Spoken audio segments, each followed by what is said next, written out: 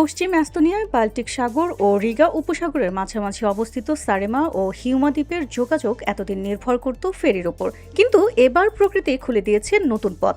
তীব্র শীতে উত্তর ইউরোপের তাপমাত্রা নেমে যায় -10°C নিচে। হ্রদ, নদী, এমনকি সমুদ্রের পানিও জমে পরিণত হয় শক্ত বরফে।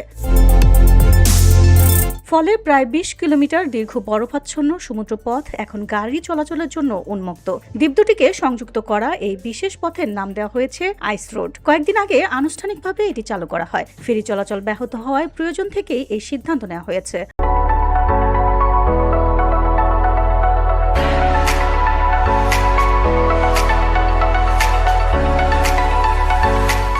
হিউমা দ্বীপের জনসংখ্যা মাত্র 9,000। শিশুদের স্কুলে নেওয়া, কেনাকাটা, এমনকি এক কাপ কফি খেতেও অনেক সময় যেতে হয় সারেমায়, যেখানে বসবাস করে প্রায় 31,000 মানুষ। মূল ভূখণ্ডে যেতে হলে হিউমার বাসিন্দাদের সারেমা হয়ে যাত্রা করতে হয়। তাই এই বরফ পথ তাদের জন্য শুধু বিকল্প নয়, প্রয়োজনীয় সমাধান।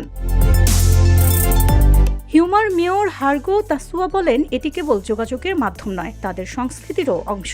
প্রজন্মের পর প্রজন্ম ধরে স্থানীয়রা গ্রীষ্মে সাঁতার কাটে ও নৌকা চালায়, আর শীতে জমাট সমুদ্রের ওপর হাঁটা যেন তাদের রক্তে মিশে আছে। তবে আইস রোড তৈরি সহজ ছিল না। প্রতি 100 মিটার পর পর বরফের পুরুত্ব মাপা হয়েছে। নিরাপদ চলাচলের জন্য ন্যূনতম 24 সেন্টিমিটার পুর বরফ প্রয়োজন। এ পথে সর্বোচ্চ 2.5 টন ওজনের গাড়ি চলতে পারে। গতি থাকতে হবে ঘন্টায় 20 কিলোমিটারের নিচে অথবা 40 থেকে 70 কিলোমিটারের মধ্যে। এর বাইরে গতি হলে কম্পনে ক্ষতিগ্রস্ত হতে পারে বরফের এই অনন্য সড়ক। VOD Bangla news desk.